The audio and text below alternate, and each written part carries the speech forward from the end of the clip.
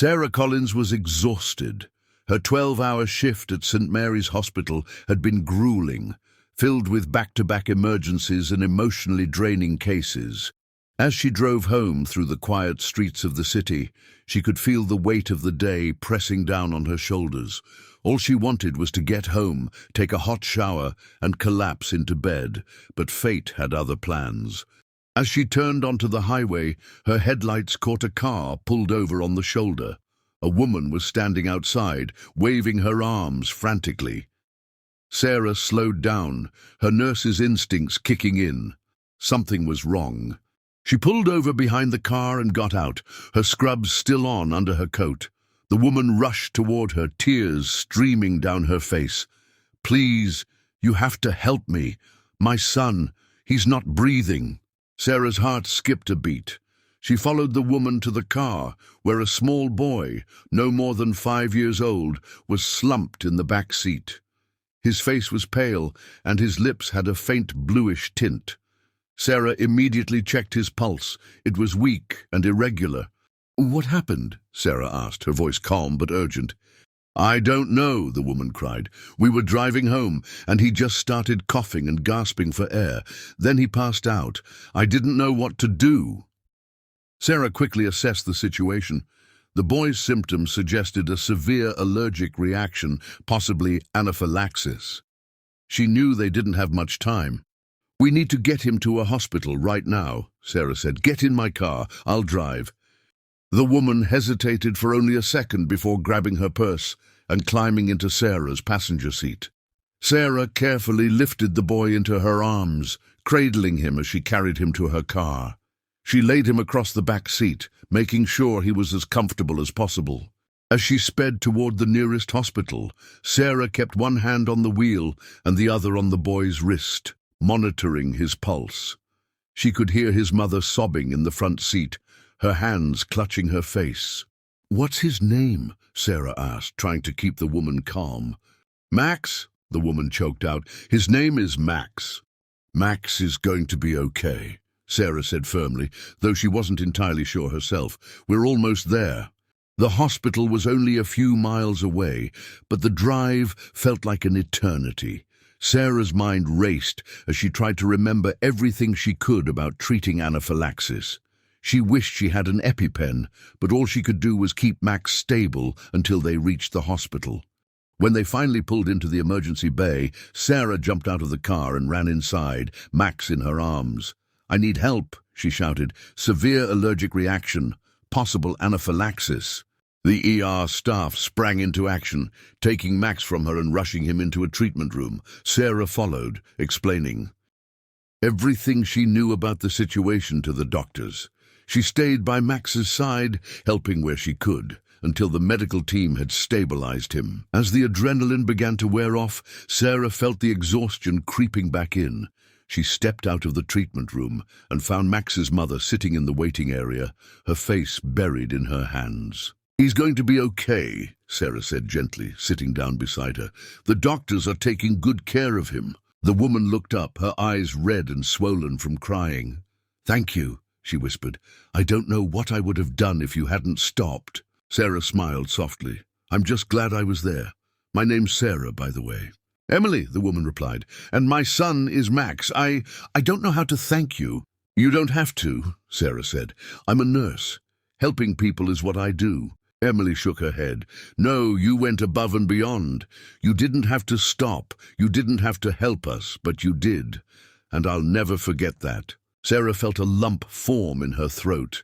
She'd always believed in the power of kindness, but hearing Emily's gratitude reminded her why she had become a nurse in the first place. As they waited for news about Max, Emily opened up to Sarah. She explained that she was a single mother who had recently moved to the city for a fresh start. She didn't have any family or friends nearby, and the stress of raising Max alone was overwhelming.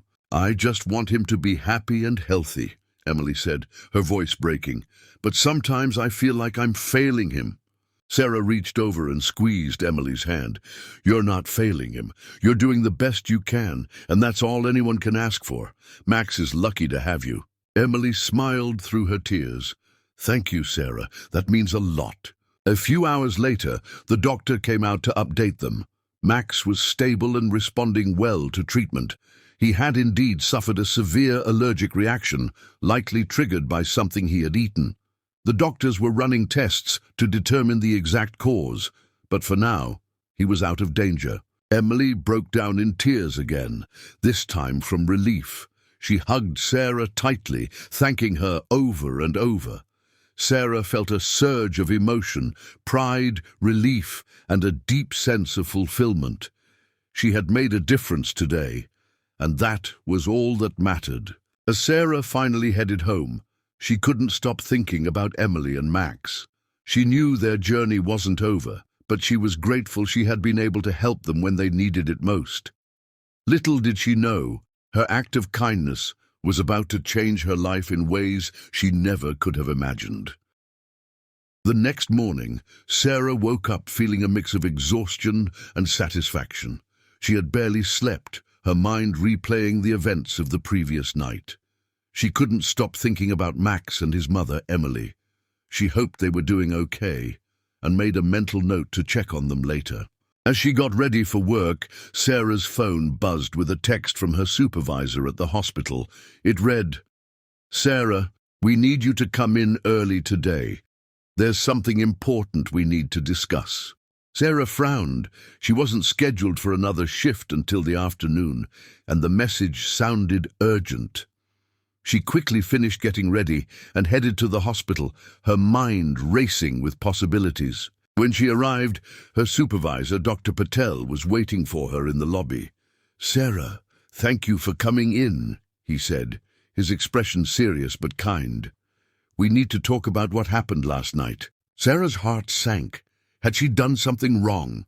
She followed Dr. Patel to his office, her stomach in knots. "First of all," Dr. Patel began, "I want to commend you for your quick thinking and bravery last night. You saved that boy's life, and that's something to be proud of." Sarah let out a breath she didn't realize she'd been holding. "Thank you, Dr. Patel. I just did what anyone would have done." Dr. Patel shook his head. "Not everyone would have stopped to help, Sarah. You went above and beyond, and that's why I wanted to talk to you. There's something you need to know." He handed her a file, and Sarah opened it, her eyes scanning the contents. It was Max's medical report, but there was something unusual about it. Her eyes widened as she read the notes. "Max's blood work revealed something unexpected," Dr. Patel explained. "He has a rare blood type, one that makes him a perfect match for a bone marrow transplant. There's a little girl in our ICU who's been waiting for a donor for months. Max could save her life." Sarah was stunned. She had only been trying to help a stranger in need, but her actions had set off a chain of events that could save another child's life. It was almost too much to process. "Does Emily know?" Sarah asked, her voice barely above a whisper. Dr. Patel nodded. "We spoke to her this morning. She was overwhelmed, of course, but she agreed to help. She said if her son could save another child's life, she would do whatever it takes." Sarah felt a surge of emotion, pride, gratitude, and a deep sense of purpose. She had always believed in the power of kindness, but this was beyond anything she could have imagined. Over the next few days, Sarah stayed closely involved in Max's care and the preparations for the bone marrow transplant. She visited Emily and Max regularly, offering support and reassurance. Emily, though still nervous, was determined to help. "I never thought something like this would happen," Emily admitted one afternoon as they sat in Max's hospital room. "But if my son can save another child's life, it's worth it." Sarah smiled. "You're an amazing mother, Emily. Max is lucky to have you." The day of the transplant arrived, and Sarah was there to support both families. The little girl, Lily, was only 6 years old and had been battling leukemia for over a year. Her parents were beside themselves with worry, but also filled with hope. As Max was wheeled into the operating room, Emily held Sarah's hand tightly. "I'm so scared," she whispered. "It's going to be okay," Sarah said firmly. "Max is strong, and he's going to help save Lily's life. You should be proud." The surgery was a success. Max's bone marrow was a perfect match, and Lily's body accepted the transplant without complications.